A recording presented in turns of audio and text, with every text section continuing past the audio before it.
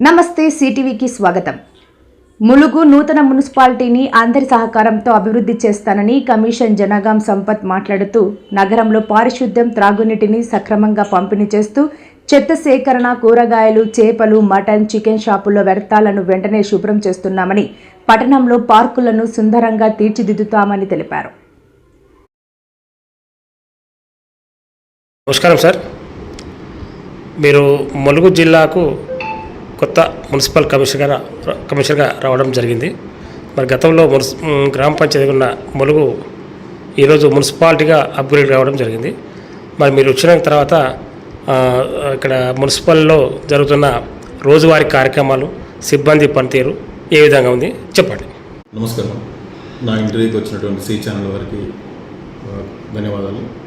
Municipal కమిషనర్గా ములుగు తీసుకున్న తర్వాత నుంచి మనకి మంత్రి గారి ఆదేశాల మేరకు, మన మున్సిపల్ సిడిఎంఏ గారి ఆదేశాల మేరకు 100 రోజుల ప్రణాళిక మనకు ప్రజెంట్ జరుగుతోంది.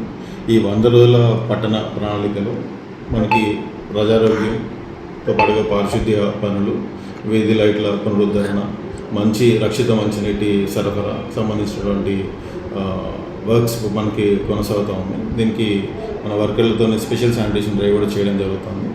ములుగులో ఉన్నటువంటి 3 జీపీలు ఏవైతే మెర్జ్ అయ్యాయో మనకు బండరపల్లి, జీవంతరాపల్లి, ములుగు మేజర్ గ్రామ పంచాయతీ కలుపుకొని మేము ప్రత్యేక పారిశుద్ధ్య ప్రణాళికను రచించుకొని ఒక వారం రోజుల్లో కంప్లీట్గా ఏరియా వైజ్గా శానిటేషన్ పనులు, ఈ డీసిల్టేషన్, మాన్సూన్ యాక్షన్ ప్లాన్లో భాగంగా డీసిల్టేషన్ తీసుకుంటూ తిరిగి మళ్ళీ వారం వచ్చేసరికి ఆ ఏరియాలో మళ్ళీ పారిశుద్ధ్య పనులు మొదలుపెట్టే విధంగా కంప్లీట్గా ఒక వారం రోజుల ప్రణాళిక రచించుకొని దాని ప్రకారం మేము చేసుకుంటూ వెళ్తున్నాం. సో దీంట్లోనే వీధి దీపాల పునరుద్ధరణ అవ్వచ్చు, దాంతోపాటుగా రక్షిత మంచినీటి సరఫరా అవ్వచ్చు, ఇవన్నీ కూడా మేము ప్రణాళికాబద్ధంగా చేసుకుంటూ వెళ్తున్నాం. ములుగు పట్టణ ప్రజల్ని కోరుకున్నది ఏంటంటే, సో మెయిన్గా మున్సిపాలిటీ అనగానే పారిశుద్ధ్యం అనేది చాలా ఇంపార్టెంట్.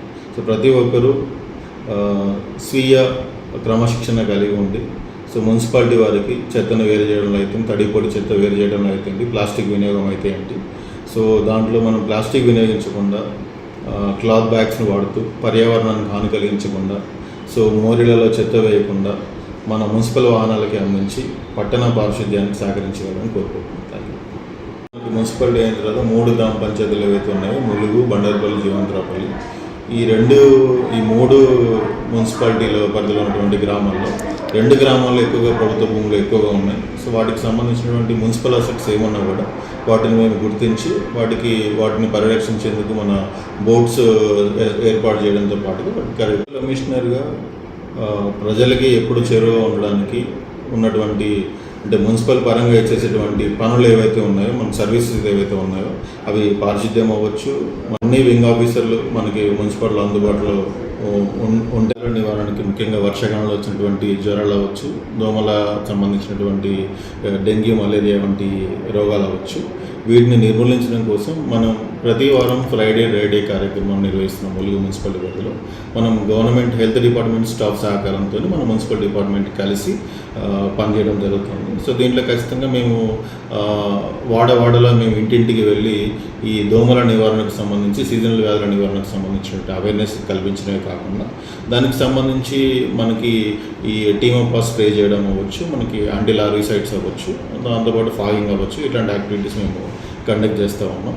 సో దీని ద్వారా ప్రజల్లో చైతన్యం రావడమే కాకుండా స్వతహాగా వాళ్ళ ఇంటి పరిసరాలు శుభ్రంగా ఉంచుకొని దోమల నివారణకి, అంటే దోమలు పెరగకుండా వాళ్ళకి ఎట్లాంటి చర్యలు తీసుకునే దాంట్లో కూడా మేము అవగాహన కల్పిస్తున్నాం. కాబట్టి సో ములుగు పట్టణం పరిశుభ్రంగా మరియు ఇటువంటి సీజనల్ వ్యాధుల బాధన పడకుండా మేము నివారణ చర్యలు చేపడుతున్నాం. పరిధిలో మనకి మేజర్గా మార్కెట్ అనేది veg market, non veg market almost 2 దగ్గరగానే ఉన్నాయి. వెజ్ మార్కెట్కి సంబంధించినటువంటి వేస్టేజ్ మనం స్టోర్ చేయడం కోసం అని చెప్పి, ములుగుకి సంబంధించి ఇప్పుడు తాగునీటికి సంబంధించినటువంటి ఎటువంటి ప్రాబ్లం అనేది లేదు. ఎందుకంటే పక్కన ఉన్నటువంటి మనకి రామకోచర్ అవ్వచ్చు, సో మిషన్ భగీరథ వాటర్ మనకి ఎలవేళ అందుబాటులో ఉంది.